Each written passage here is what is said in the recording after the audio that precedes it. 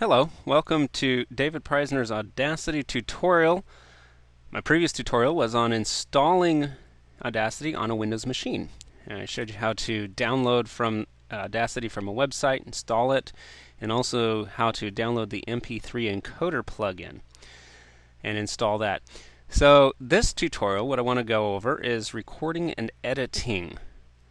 So go ahead and open Audacity.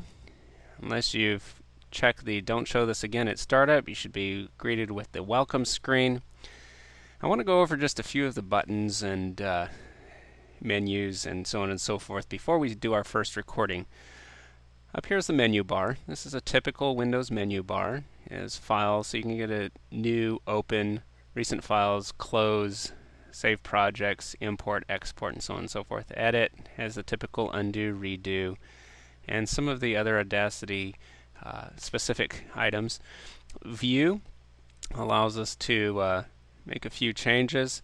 The toolbar option allows you which toolbars to show. By default, they're all checked and on. And if you ever mess them up, just click Reset Toolbars, and that'll get them back to where they were originally. Or I'll just mess them up real quick and just show you how handy that is. Because you might accidentally just inadvertently just click on something and then they're all mashed up everywhere. But you may want to do that on purpose and then later on go back, toolbars, reset toolbars. There we go. Where were we? Transport. Well, this allows you to, gives you your options as far as playing, pausing, stopping, skipping, pending, and so on and so forth. The tracks, you can add a new one, audio, stereo, and so on and so forth. Generate chirps, effects. There's lots of effects, and we'll be looking at some of those in the help. Analyze.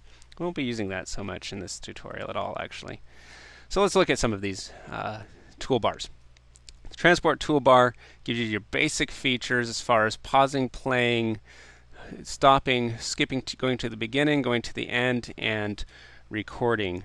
The tools are the different selection features that you can have for your cursor when you're working with your audio file that you've recorded. By default, the selection tool is automatically chosen.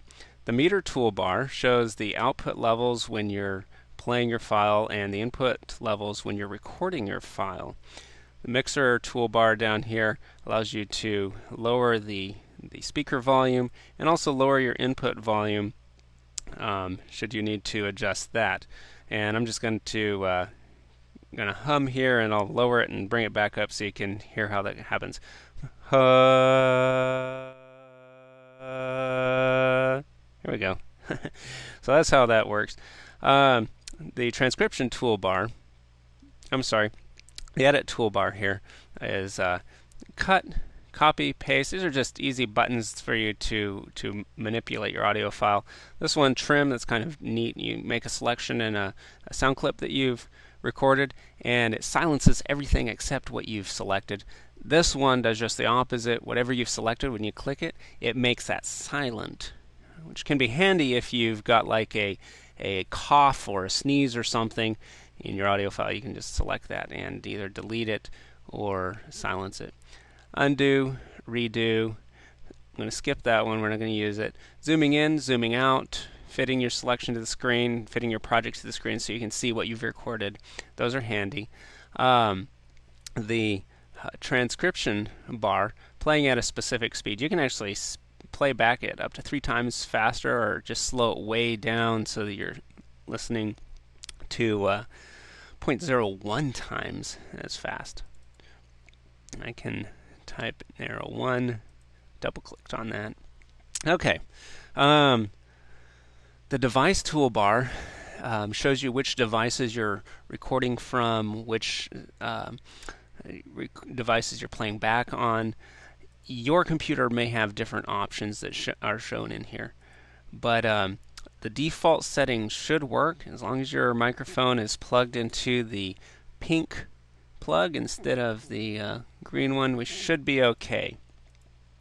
And if it's not, just try some different options here and see if you can get one that works. Otherwise, your specific machine, it's hard to say exactly what needs to be done. One more toolbar down here at the bottom, the project rate. We want it at the 44-100. And these other options over here we're not going to mess with. They're just additional features that make Audacity such a powerful program and really, really neat. Okay, let's go ahead and use some of these buttons and show you how this works. So to begin recording, all you need to do is just hit the record button, and automatically it pops up a track and it begins recording. So I'm going to go ahead and stop this, click the stop button, and I'm going to close this track by hitting the X.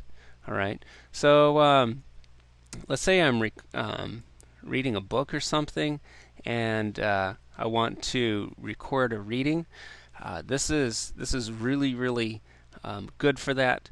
And I'm going to show you just something. I'm going to read something, a section from the Constitution of the United States, and I'm going to show you how you can remove bad spots and amplify places if there's a problem spot, and lower the volume, and all kinds of things. So here we go. I'm going to read this section right now. Now, when you begin reading something, I just want to mention this.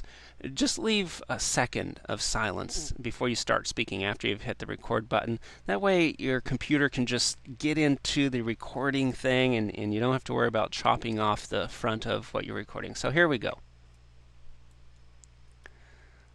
The Constitution of the United States. We the people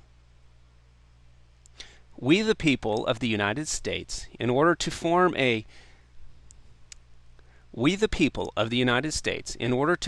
more perfect union, establish justice, ensure domestic. All right, so we've got a few mistakes in here, but we did a valiant effort. Let's click on the Fit Project button, and here we've got a few things going on, and I want to point some of them out. One of them is we've got the silence in the front. Now, with the selection tool selected, what we do is we just click on the gray area and drag, and we can select that, and we can delete that. So that's gone. Okay? The Constitution of the United States. We the people. Now notice I didn't like how I started off with "we the people." There may be nothing wrong with it, but I decided, you know what? I don't have my thoughts together here, so I'm going to leave a section here of just silence, so I can come back and edit that out later on, and I'll start over again. So what we can do is just delete this out. So, and then there was that lip smacking thing there. I don't want that. I can get rid of it. So I select it and hit the delete button.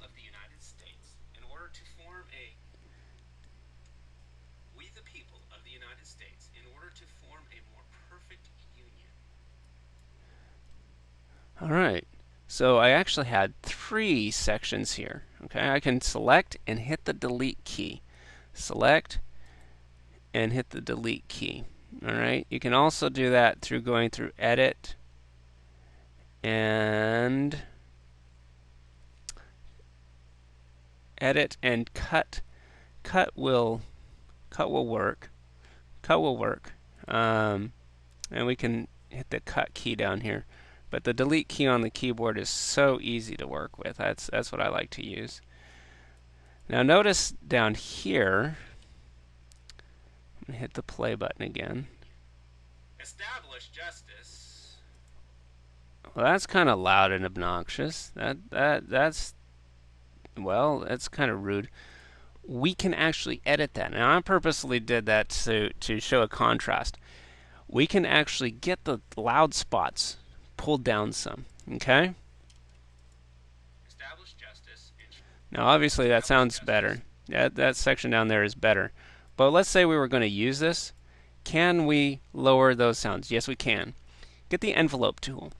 Click on the envelope tool, and you notice there's blue bars top and bottom. There's also, since this is a stereo track, we've got tracks, both tracks top and bottom, and what we adjust in one will happen in the other. So what we're going to do is we're going to go up to this blue line, and we're going to click, left click, and notice those little white dots that just showed up. Those are our key points or nodes, and we're going to put 4 of them in here. Okay? So on these end ones, we're going to drag them all the way up to the top. Drag that all the way up to the top.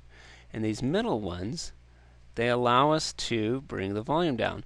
And since graphically we can kind of see what's going on, we'll notice that we get these levels about the same as these other levels, and it'll sound better when we listen. So it sounds uniform. Go back to the selection tool, click back here. Now you can either hit play or push the keyboard space bar. Establish justice. Now, of course, that sounded odd because I was yelling anyway. But you can see how that through using the envelope feature, you can bring the audio levels down. Now let's go ahead and click on View and Show Clipping. What is clipping? Clipping simply is where audio levels got too high and they maxed out the capacity of the audio file to actually carry the information for that loud. So let's go in here to Amplify, and it automatically selected our track. And what I'm going to do is we're going to amplify this by 0.8 decibels, and notice the new peak levels is 0.0. We did not allow clipping, but that doesn't mean it's not going to show up. But let's see what happens. Alright, that's the new peak levels. Alright, effects, let's go to amplify. We're going to say allow clipping just so that I can show you what it's talking about. So notice this. Some red lines showed up showing us where some peaking was taking place. Now we can, using the envelopes, actually help get rid of that. So we'll put a couple envelopes in here, 3 of them at this spot. We're going to need to zoom in on that. And we can use this to scroll over. So we bring this down, and there it is. Check it out. We brought that down so it doesn't clip, even though we amplified this.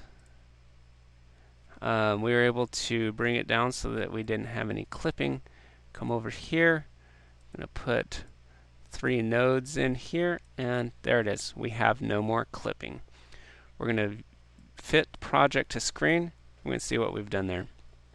I'm going to go back to the selection tool, and I'm going to zoom out just a little bit.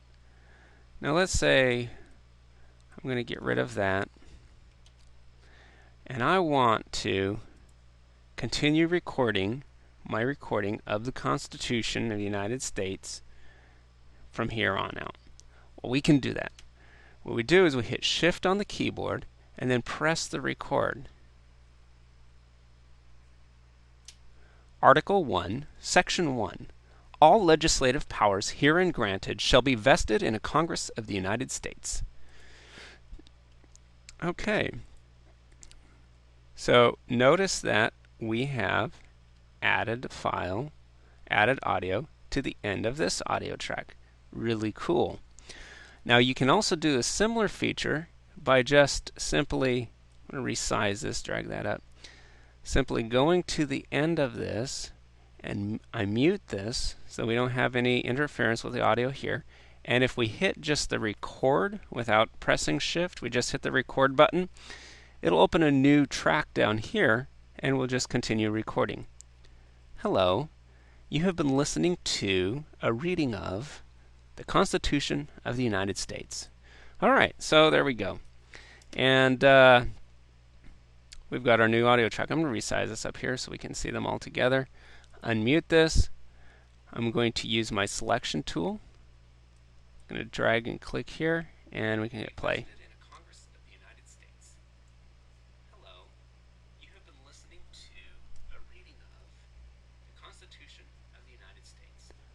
Alright, so now we've got 2 audio files here.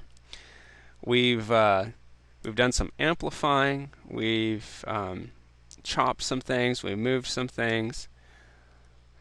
Let's say I wanted to get rid of this, and I'm going to go ahead and want to move that, just give it a few seconds of space. I click on the time shift tool. Okay. Click and drag. Okay, now I've got a little bit of space between those two. All right. So that's just a simple tutorial on recording your audio files on Audacity. Gone over just a little bit of the tools used, and we've got a couple stereo tracks inserted automatically. Audacity has some really nice advanced features that allow you to do some really tremendous things. The simple tutorial, though, the purpose of this was just to add some audio tracks and to be able to do some simple basic recording and simple edits so that later on everything comes out the way we were wanting it. Join us for the next tutorial on exporting and file organization. We're going to want to, I'll show you how to save the file, what naming schemes to give things, and how to get it into an MP3 file. Also setting the bit rate and so on and so forth to be able to have the file that you were so much hoping for and the reason why we're recording this in the first place.